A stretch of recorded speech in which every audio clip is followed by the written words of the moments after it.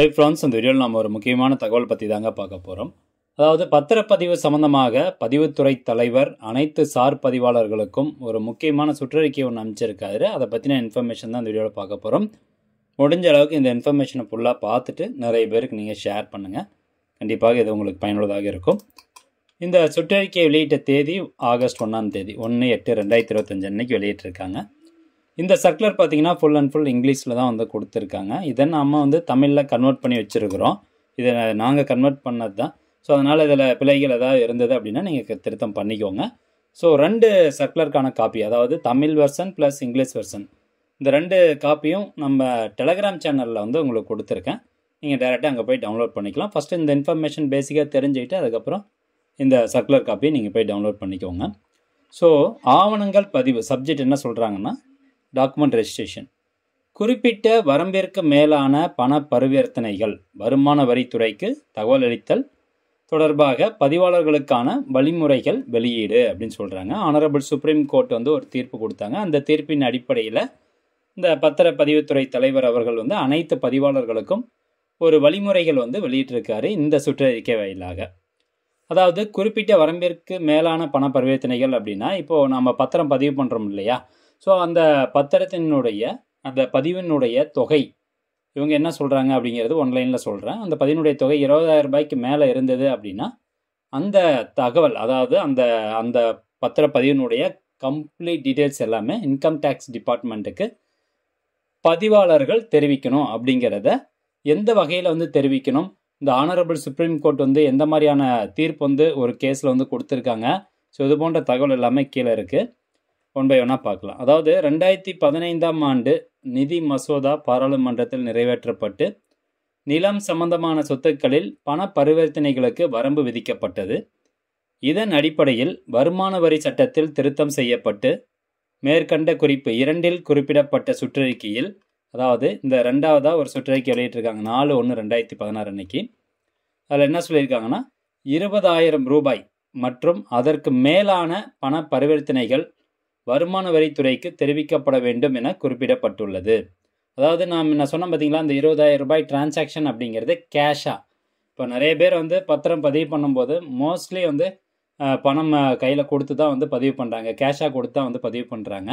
So அப்படி 20,000 ரூபாய்க்கு மேலே ஒரு பண பரிவர்த்தனை நடக்குது அப்படின்னா அந்த பரிவர்த்தனை தொடர்பான விவரங்கள், அந்த பத்திரப்பதிவு சம்மந்தப்பட்ட விவரங்கள் எல்லாமே வருமான வரித்துறைக்கு தெரிவிக்கணும் அப்படின்னு சொல்லியிருக்கிறாங்க.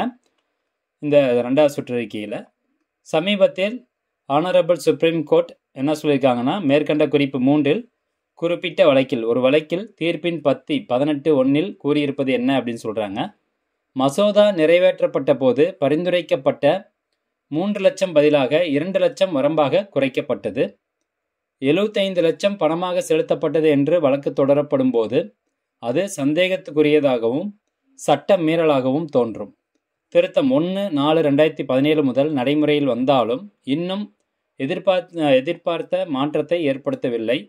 ஒரு சட்டம் இருப்பின் அதனை கடைபிடிக்க வேண்டும். இப்படிப்பட்ட பரிவர்த்தனைகள் பெரும்பாலும் வருமான வரித்துறைக்கு தெரியாமல் போய்விடுகின்றன. சட்ட அறியாமை மன்னிக்கப்படாது. எனவே பின்வரும் வழிமுறைகள் வழங்கப்படுகிறது. ஸோ இன்னமும் வந்து 20,000 ரூபாய்க்கு மேலே, அதாவது ஆனரபிள் சுப்ரீம் கோர்ட் என்ன சொல்லியிருக்காங்கன்னா, 3 லட்ச ரூபாயிலேருந்து அதனுடைய வரம் வந்து 2 லட்சமாக குறைச்சிருக்காங்க. இருந்தாலும் 75 லட்சம் கொடுத்து அந்த சம்மந்தப்பட்ட கேஸில் வந்து 75 லட்சம் பணமாக கொடுத்து பதிவு பண்ணியிருக்காங்க. அது இன்கம் டேக்ஸ் டிபார்ட்மெண்ட்டுக்கு நீங்கள் தெரிவிக்கலை. ஸோ அதனால் ஒரு சில வழிமுறைகள் வந்து நாங்கள் வெளியிடுறோம் அப்படின்னு சொல்லியிருக்காங்க. 2 லட்சம் அல்லது அதற்கு மேலான பண பரிவர்த்தனை சம்பந்தமான வழக்கு தொடரப்படும் போது அந்த நீதிமன்றம் அந்த விவரத்தை சம்பந்தப்பட்ட வருமான வரி அதிகாரிக்கு தெரிவிக்க வேண்டும். நீதிமன்றம் அல்லது வேறு மூலமாக தகவல் வந்தால் சம்பந்தப்பட்ட வருமான வரி அதிகாரி உரிய சட்ட நடைமுறையை பின்பற்றி நடவடிக்கை எடுக்க வேண்டும். 3வது என்ன சொல்கிறாங்க வழிமுறையில், பதிவு செய்யப்படும் ஆவணங்களில் நிலம் அல்லது சொத்துக்களுக்கு 2 லட்சம் மற்றும் அதற்கு மேலான பணம் செலுத்தப்பட்டுள்ளது என குறிப்பிடப்பட்டால் பதிவாளர் அந்த தகவலை சம்பந்தப்பட்ட வருமான வரி அதிகாரிக்கு உடனடியாக தெரிவிக்க வேண்டும்.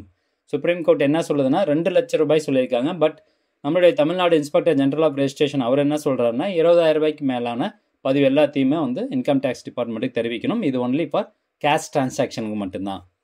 வருமான வரி அதிகாரி விசாரணையின் போது 2 லட்சம் அல்லது அதற்கு மேற்பட்ட பணம் செலுத்தப்பட்டுள்ளது என்பதை கண்டுபிடித்தால் பதிவு அலுவலர் அதை தெரிவிக்கவில்லை என்றால் அந்த அலுவலருக்கு எதிராக மாநில முதன்மை செயலரிடம் ஒப்படைத்து ஒழுங்காற்று நடவடிக்கை எடுக்க வேண்டும் அப்படின்னு சொல்லி ஆனரபிள் சுப்ரீம் கோர்ட் சொல்லியிருக்காங்க. ஸோ அதனால் அனைத்து பதிவு அலுவலர்களும் கீழ்காணும் வழிமுறைகளை கடுமையாக பின்பற்ற வேண்டும் அப்படின்னு சொல்லி பதிவுத்துறை தலைவர் அவர்கள் சொல்கிறாரு. என்னென்ன வழிமுறைகள் அப்படின்னு பாருங்கள். பதிவாளர்கள் ஆவணங்களின் உரையினை பரிசோதித்து 20,000 அல்லது அதற்கு மேலான பண பரிவர்த்தனைகள் உள்ளதா என்பதை உறுதிப்படுத்த வேண்டும். ஸோ சுப்ரீம் கோர்ட் சொன்னது 2 லட்சம், பட் தமிழ்நாடு கவர்மெண்ட் பத்திரப்பதிவுத்துறை தலைவர் சொல்கிறது 20,000 ரூபாய். அந்த மாதிரி 20,000 ரூபாய்க்கு மேலே இருந்தால் பதிவு செய்யப்பட்டவுடன் அந்த விவரங்களை வருமான வரித்துறைக்கு உடனடியாக தெரிவித்து ஆவணத்தின் நகலை அனுப்பி அதனுடைய ஸ்கேன் காப்பி அதில் பதிவு பண்ணணும் அப்படின்னு சொல்கிறாங்க. தகவல் தெரிவிக்கப்படவில்லை என்றால் சம்பந்தப்பட்ட மாவட்ட பதிவாளர்கள் அந்த தவறை உயரதிகாரியிடம் புகாரளிக்க வேண்டும். மாவட்ட பதிவாளர் ஆவணங்கள் பதிவு தொடர்பான தணிக்கையில் மேலே கூறிய வழிமுறைகள் கடைபிடிக்கப்பட்டுள்ளதா அப்படிங்கிறத சரிபார்க்கணும். பதிவாளர்கள் மேற்கண்ட வழிமுறைகளை முழுமையாக பின்பற்றப்பட வேண்டும்.